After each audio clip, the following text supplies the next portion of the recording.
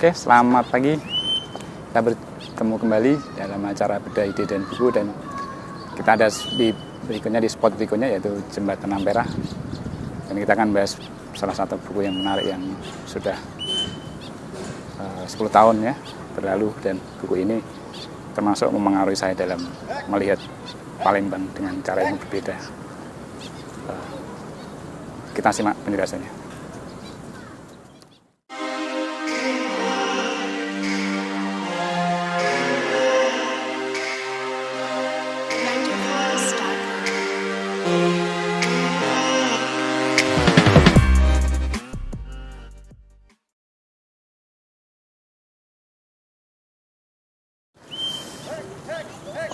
Pada akhir abad ke-19 di Eropa itu terjadi perubahan pemikiran ya, yang besar-besaran, yaitu bagaimana melihat semua gejala dari sudut pandang ilmiah yang disebut modernisasi itu, dan ilmu teknik berkembang pesat, salah satunya teknik dalam hal menata kota. Dampak dari itu adalah daerah-daerah kolonial di seluruh Asia Tenggara yang menjadi koloni bangsa-bangsa Eropa saat itu tuh berubah drastis dalam landscape-nya, yang pada awalnya dominan oleh kehidupan air, kemudian pada masa kolonial berubah menjadi landscape yang banyak mengandalkan transportasi darat dan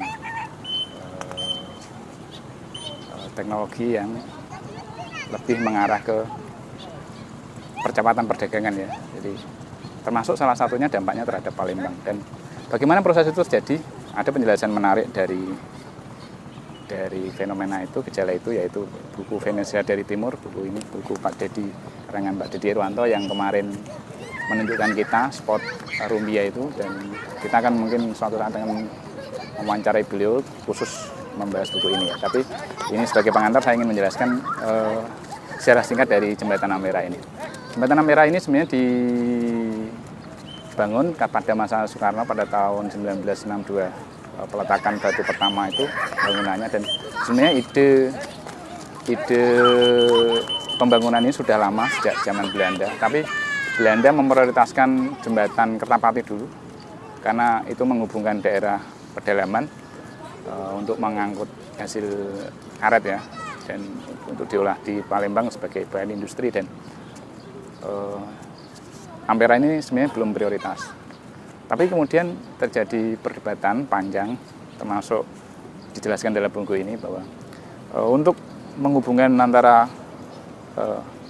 kawasan Palembang Ilir dengan Palembang Ulu itu, kalau lewat jembatan, kalau lewat kapal itu terlalu lama.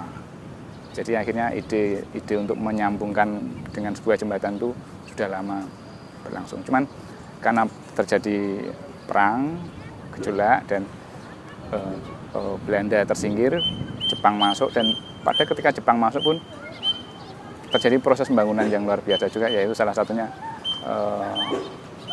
penimbunan atau mengubah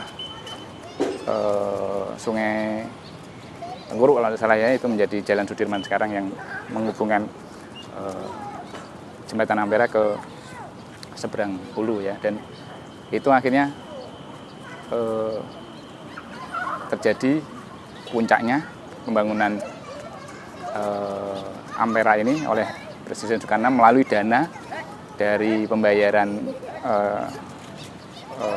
Jepang sebagai pembayaran utang terhadap utang perang ya, dan itu dimanfaatkan untuk membangun kota Palembang. Dan dampak dari pembangunan jembatan ini akhirnya merembet kemana-mana, termasuk yang awalnya Palembang ini sebagai kota air, kemudian berubah menjadi kota darat. Dan pembangunan itu sebenarnya sudah dimulai oleh Belanda pada masa pemerintahan kolonial itu melalui kebijakan perubahan fungsi-fungsi ya, yang termasuk di Jembatan Ampera ini sepanjang Sungai Musi itu dulu kan daerah komersial. Kemudian dibangun Palembang karena dianggap kumuh, dibangun sebagai tempat komersial. Tapi Belanda membangun permukiman yang agak menjauh di Talang Semut sana ya, sekarang Kambang Iwak itu, dan itu menjadi cikal bakal arsitek modern yang salah satunya membangun juga arsitekturnya itu, membangun Semarang, Jogja itu Kasten ya. Kasten juga sebagai arsitektur utama dalam pembangunan kota Palembang. Dan pada masa-masa abad awal 20 juga terjadi perubahan besar-besaran pada landscape kota seluruh dunia ya, termasuk New York itu. Dan kritik modernitas itu juga muncul pada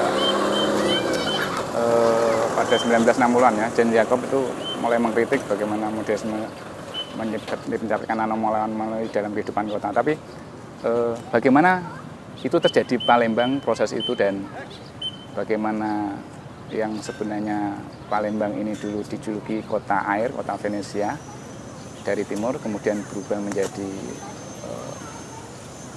kota berbasis pembangunan transportasi darat, dan akhirnya sedikit demi sedikit wajah air itu sudah mulai berkurang, dan itu ditandai oleh munculnya jembatan Ampera ini.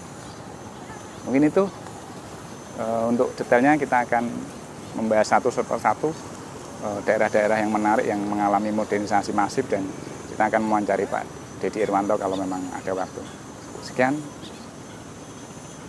jangan lupa subscribe, dan untuk biar channel ini berkembang, ikuti terus acara-acara dalam sejarah ide dan geografi.